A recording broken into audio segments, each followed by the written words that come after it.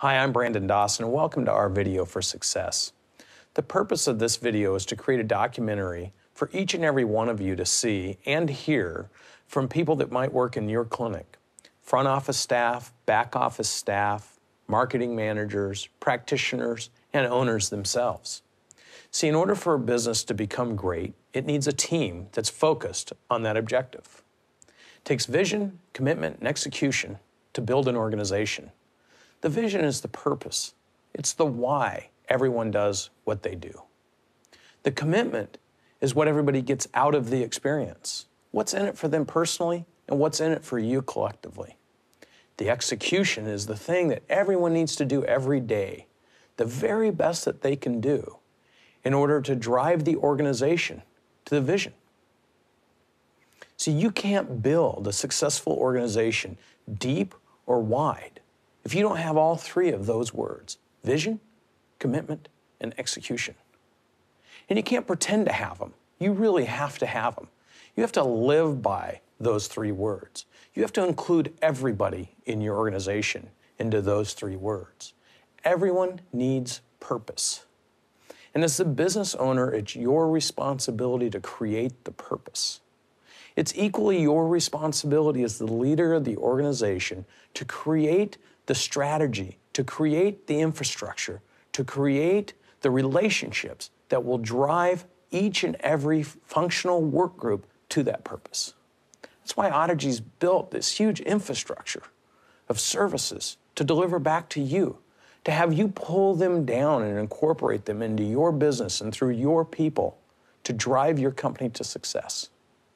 I encourage each and every one of you to listen intentfully to each person in this video. Not only hearing what they say, but feeling what they say. Listen to how important the little things are. And then ask yourself this question: am I one of those owners? Am I one of those leaders who are doing the things that I need to do in my practice to create a team? Or am I just showing up every day and doing what I do best and hoping it all falls into place? That's an important question. We love and respect each and every one of you, and we want the best for you personally, professionally, and financially. Not just for you, but your whole team. Pay attention to this video. Listen intentfully. Digest it and take it to heart. Thank you.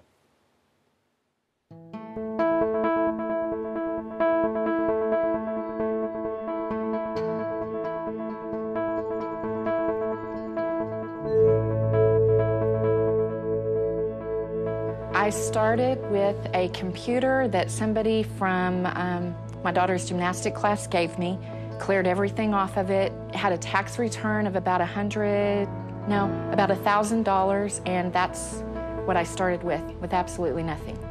I went to about 5 banks to get $3 grand to buy a used vacuum tube audiometer in a little tiny booth.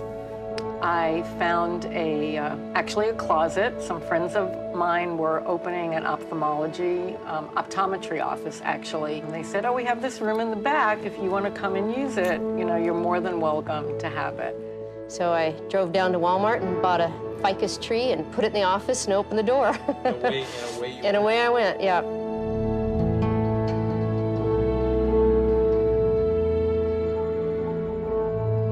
I just started as a clinical fellow, and it didn't take very long for me to be fairly independent. Worked for a year for ENT group, and then left them and contracted services back to them, opened an office.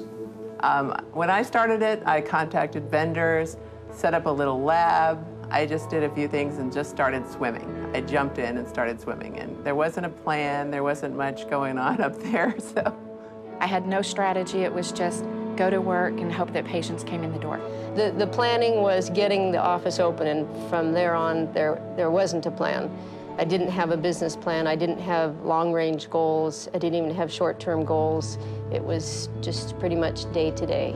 The other day, I kind of explained it to someone as like an amoeba, you know? It had everything that it needed, but it had no form to it. You know what I mean? It had a good nucleus and everything that it needed to survive, but I wouldn't say that we, you know, it was like everybody just knew that we needed to get the job done so we could make some money to feed our kids. My name is Dr. Barbara Gonjani, and I live in Venice, Florida, and I've been in practice for 33 years.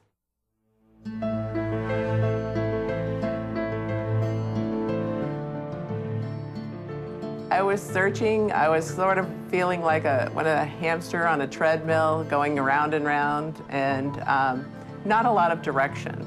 You know, I put in 60 to 80 hours a week. I would bring work home on the weekends. I would stay late at the office. It was always fear, anxiety. What am I going to do? What if we don't get patients in the door? You know, how am I going to pay the rent? And I remember that, you know, when I would sell a hearing aid, be like, okay, that's the house payment. And then the next one would be, okay, we have daycare taken care of. And then the next one, oh my gosh, we get to eat out once this month. I also was a wife and a mother, and so there was a lot of things pulling on you, trying to work that 60-hour work week. And every morning she would wake up and she would say, look, I don't want to do this. I don't want to go to work. And sometimes she was joking about it, but most of the time she was serious.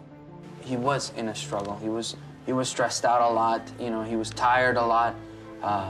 He couldn't wait to leave the office in many days. The doctors were very busy and very hardworking. The staff was really hardworking.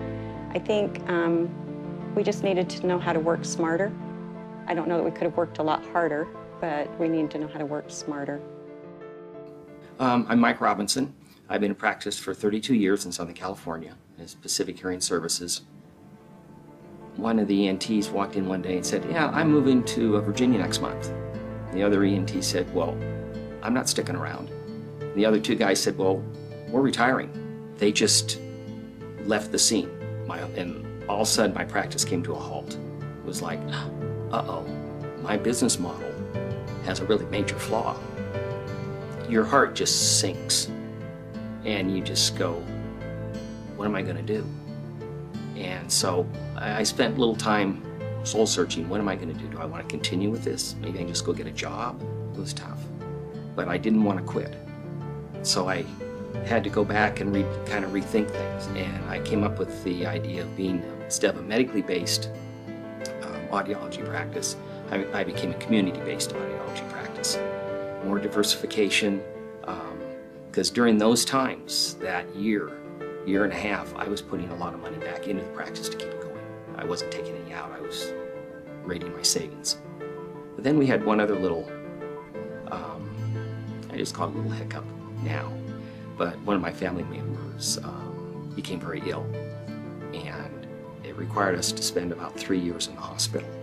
And I couldn't do it all again, so I basically gave away offices and sold offices down to 4 locations that I could handle with the existing staff. And then when we got through that, we started rebuild again. So you're on your 3rd time around? Yeah, I'd say that. Yeah. I'm Patrick Janey, and I've been with the practice now about 2 years.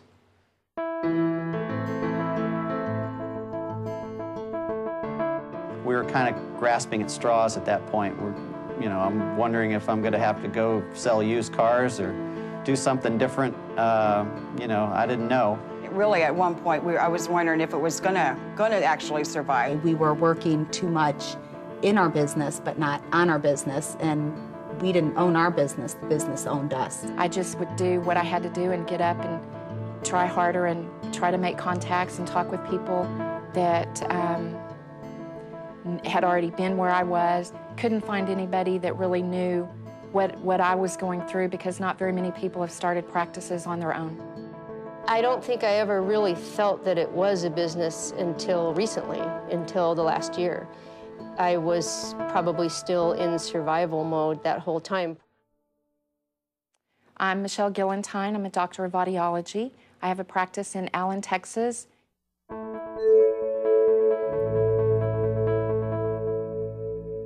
I'd finally gotten busy enough that I was not able to man the phone, see patients, and be a good business person. I do remember hiring my first secretary, and that was a huge step forward, to think that somebody else was was dependent on me. 6 months into starting the business, I hired someone part-time to do front office work and answer the phones and schedule the appointments.